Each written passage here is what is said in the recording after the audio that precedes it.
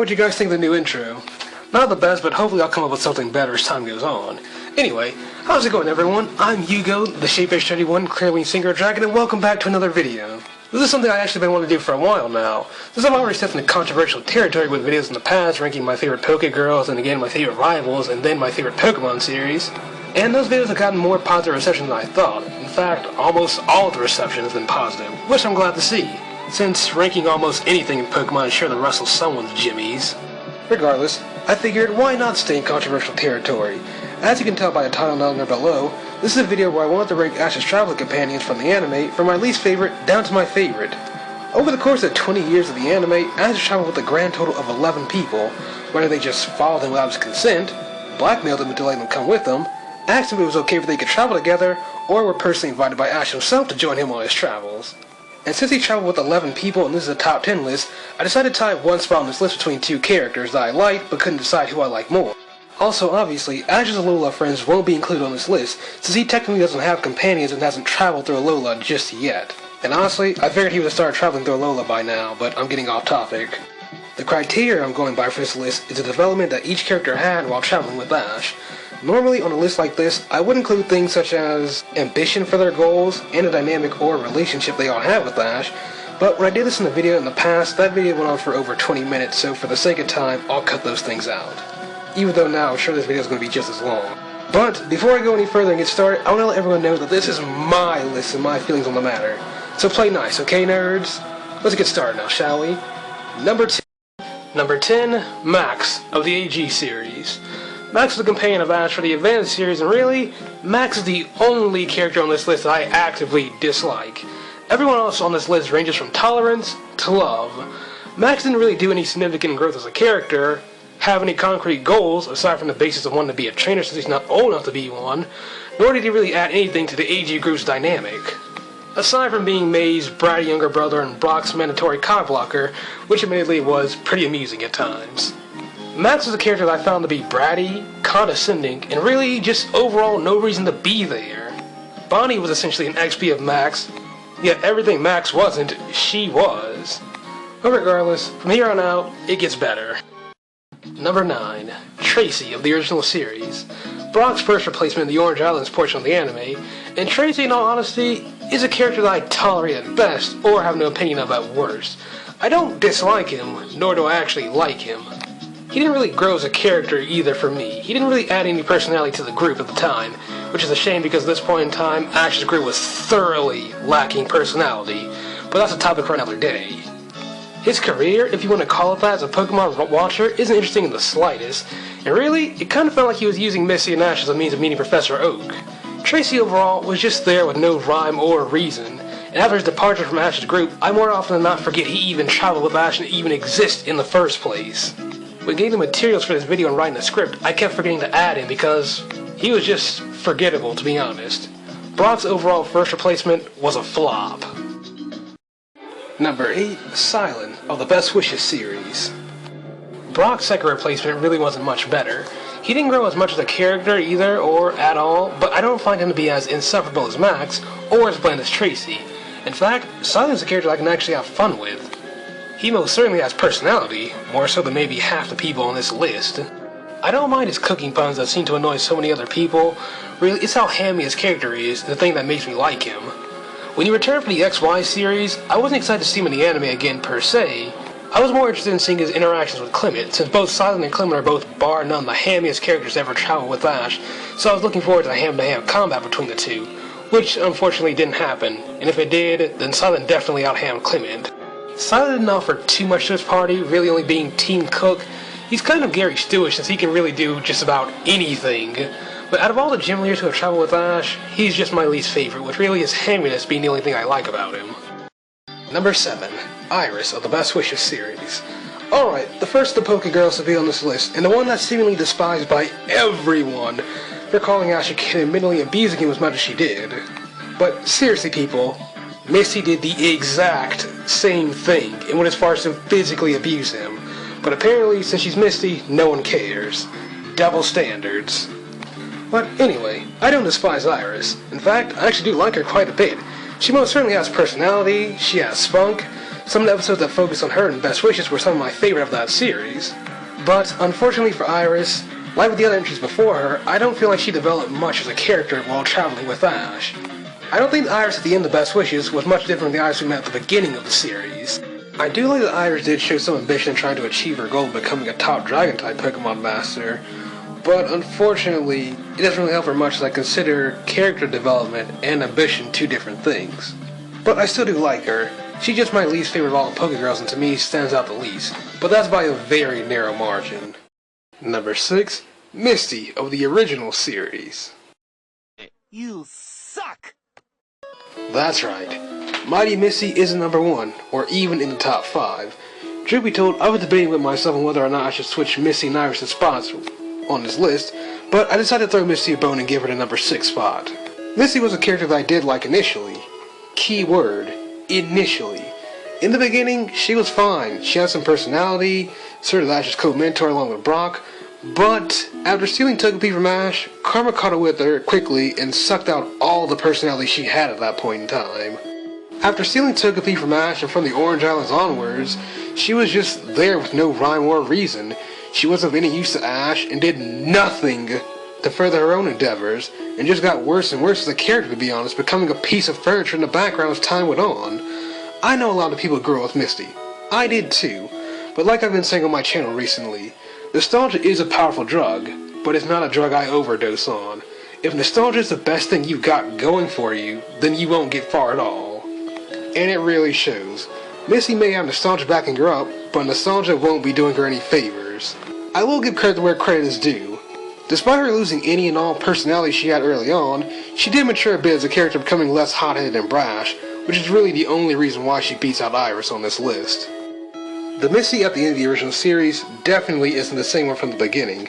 In the beginning, she was fine, but by the end, I don't know what was flatter, her overall character, or her chest.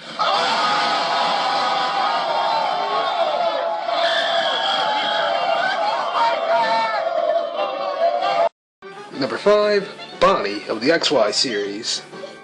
Now we're coming into the territory of characters that I absolutely adore. Bonnie from the XY series, despite being another Max, was Max done well. She wasn't bratty or condescending. I actually found her childishness to be rather charming. She actually played the role in the XY group's dynamic, and she was actually important to the overall story of XY. Despite Bonnie's young age and lack of concrete goals aside from the basics of wanting to be a trainer in the future, since she isn't old enough to be one now, Bonnie has actually had quite a bit of development for her character. Bonnie, despite her childishness, has had plenty of moments showing her that she can be mature when the situation calls for it. Whether it's taking charge of situations revolving around a certain Pokemon of the day, taking care of the entire group's Pokemon by herself, or calming down a rampaging Zygarde in Lumiose City. While traveling with Ash, she was learning about the life of a trainer and getting ready for her life as a trainer, and she has plenty to look forward to in the future. Battling and beating Ash, earning a gym badge for her brother, and beating Serena in Tri-Pokelon.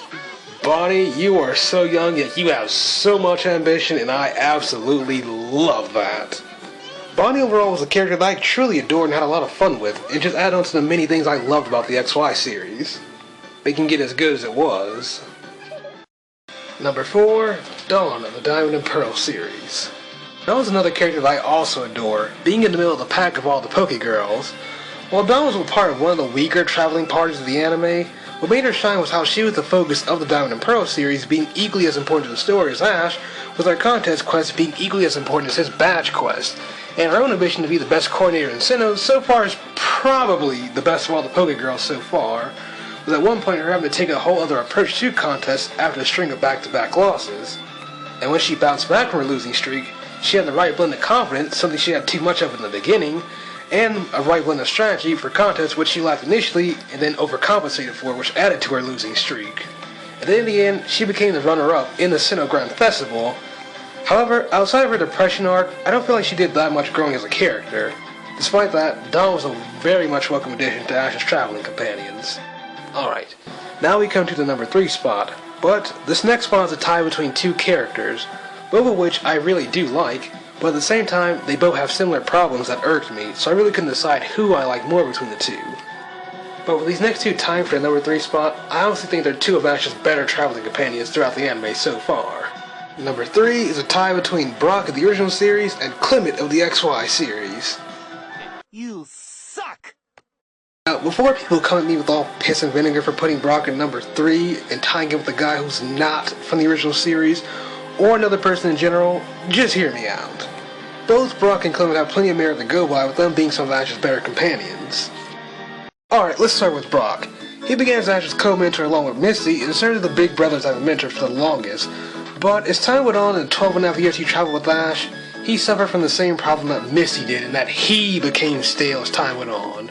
In Kanto, Brock was a great, cool guy, constantly showing why he wants to be a breeder, showing off his skills and knowledge of Pokemon. In Johto, he somewhat improved on that, and in Hoenn, he still played the role of big brother mentor to Max and to a lesser extent May. But at the same time, in Johto, that's really started to diminish from being the cool big brother mentor to Team Cook. He at least had some part to play in the advanced team, but in Sinnoh, all he was Team Cook, and didn't get any noteworthy moments aside from seeing Mesprit and deciding to become a Pokemon doctor.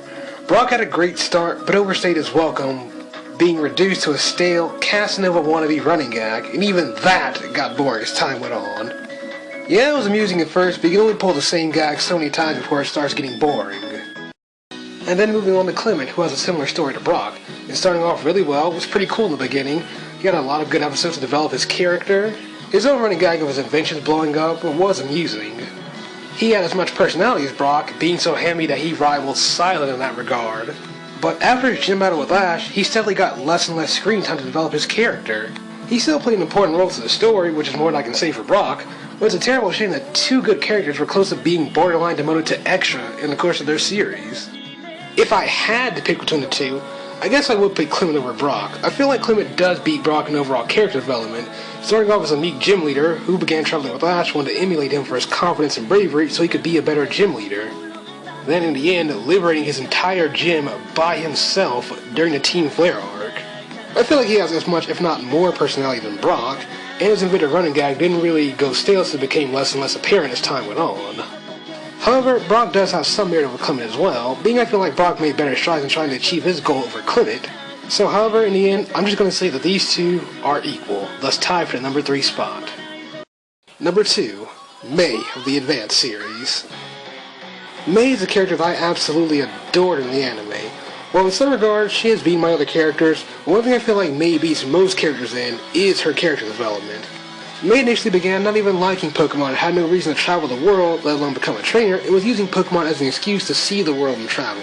And then later, after deciding to become a coordinator, we see her lose her first match, which does take a toll on her confidence, but she immediately finds her resolve again, and stops back up to try again and improving each time, even giving friendly tips to another aspiring coordinator who is lacking confidence in herself. May's biggest development was in her love for Pokemon, initially seeing them as nothing more than a ticket to travel the world, to developing a genuine love for not just her Pokemon, but all Pokemon in general, more evident in the movie Pokemon Ranger in the Temple of the Sea. So in the end, the girl who initially wanted nothing to do with Pokemon and was willing to try and force her Pokemon to keep battling when they couldn't, wound up adoring Pokemon in the end, and became a good-spirited coordinator. Very nice. Very nice indeed. But by process of elimination, you should already know who number 1 is. Number 1, Serena of the XY series. You suck! Out of all of Ash's traveling companions, Serena is hands down my favorite, in my opinion, to be the most developed character we've got out of the anime so far. Out of all of Ash's traveling companions, I find Serena to be the most realistic and human so far, with her story of a shy girl trying to find her own path to be something that a lot of people could relate to. Serena debuted in the series as a Rhyhorn racer in training, but didn't really like it, and began traveling with Ash as a means of escaping Rhyhorn racing. So contrary to popular belief, no, Serena did not start traveling entirely for Ash. While yes, he most certainly was one of her reasons, but he was more secondary than anything else. Serena herself even admitted her main reason for traveling was to escape Rhyhorn racing. If anything, Ash was the push she needed to actually start traveling. After Serena began traveling with Ash, she acted more like a tourist than a trainer, wanting to go to museums, monorails, aquariums, or clothing stores, really just to go sightseeing in general, instead of embracing the life of a trainer. While traveling with Ash, she did try various activities such as baking, Pokevision, sky battling, grooming, and develop a deeper understanding of Rhyhorn racing on her own quest to find a goal for herself, but felt as if none of those things suited her, even though she had a genuine interest or talent in. By the time of Professor Sycamore's summer camp, Serena began to seriously consider what she wanted from traveling with Ash, aside from just that, after seeing how much her own friends began to leave her behind with their own goals and aspirations. Soon afterwards, she was introduced to try Pokelons, or Pokemon Showcases in the dub, and decided that was her goal, and immediately began practicing for her debut Tri-Pokelon. And after losing her debut Tri-Pokelon, she does break down and cry about it, but she immediately got back up and dusted herself off and revealed that despite how disappointed she was at her failure, she was still happy to finally found a dream that she could chase after, and decided to change up her entire image by cutting her hair, showing how serious she is about being a performer. She's even willing to fight for her dream, and stand up to her mother to prove that she really does want to be a performer, and challenge her to a skidoo race for it. And in the skidoo race, she fell off her skidoo, but rather than quit like she did in the beginning, she got right back up, which is a complete 180 of how she was at the beginning. With her strong determination to be a performer was what led her to win that skidoo race against her mother. Before finding her goal of performing, Serena made Ash the center of her world, wanting his attention or just to be around him as much as she possibly could. But after deciding to focus more on her performing, he was still a major part of her world, still loving him as much as she did in the beginning, if not more so. She knew she had to put her feelings for Ash in the passenger seat and focus more on her performing, and began improving more and more as a performer, effectively winning the Master Clash Pokelon, which won her a title match against the reigning Kalos Queen Aria. But despite her loss, she still became the best rookie performer in Kalos, getting farther with her goal than the past girls did. Towards the end of XY, Serena began to contemplate on what she wanted to do next for her journey, between staying in Kalos and accepting an offer to train under a former Kalos Queen, or to continue traveling. And after her day out with Ash, she decided to turn down Palermo's offer, wanting to keep traveling to various regions, in order to use her performing to make other people smile and to give them the same strength and determination that Ash gave her, and to improve her abilities as a performer with her own strength instead of taking the easy way out under another person's tutorship. Serena's general story was the highlight of the XY series for me, starting out as a humble and shy girl, with little confidence in herself, and having no goal for herself, was even said by her own mother to quit on things whenever they were too hard or too boring, becoming a strong female character who developed plenty of confidence in herself, found her independence, became more assertive, and found a goal for herself with performing and wouldn't give up on anything until the end, yet still maintained her humility, and never developed an ego unlike the previous girls did. Then at the end of XY, Serena announces a more personal goal for herself, telling Ash that he is her ultimate goal in life, and that she's going to be using her traveling as a means of improving her ability as a performer, as well as to improve herself as a girl, to, in her words, become more charming, to ultimately be the woman she wants to be for him, specifically, which is a complete 180 of how she was throughout the entire series. Being too shy to give him a simple compliment, too afraid to hold his hand when she thought they were out on a date, being flustered at the mere thought of a romantic moment with him, being flustered at someone teasing her about her feelings for him, to being confident enough to show him her affection, as we all know, kissing him. Serena's grown a lot over the course of the XY series. I immediately took a liking to her when I first began watching the series around the time of the dance party episode, but after going back and rewatching it from the beginning all the way up until the end, I couldn't help but love her even more, and I truly do regret not watching the XY series from the beginning because I missed watching her grow week after week. I only had 5 to 6 months with Serena, but that was all the time I needed to fall in love with this girl. In that short amount of time, Serena both became my favorite character of the Pokemon anime and my favorite of Ash's traveling companions. And there you have it, you guys. That's my video of my least favorite to favorite of all of Ash's traveling companions so far. Did you guys like it or did you not like it? And if you didn't, I'm terribly sorry about that. Regardless of how you felt about the video, I'm so happy you all came. Comment below and let me know who is your least favorite to favorite of all of Ash's traveling companions. I look forward to reading any response I get on the video. Well, that's it for now, you guys. I do have a couple more videos planned for Pokemon related topics. So until then, I'll see you guys later. I am Hugo, the Shape-Based 31 Clearwing Synchro Dragon, and I will see you all some other time. Stay gold, everyone.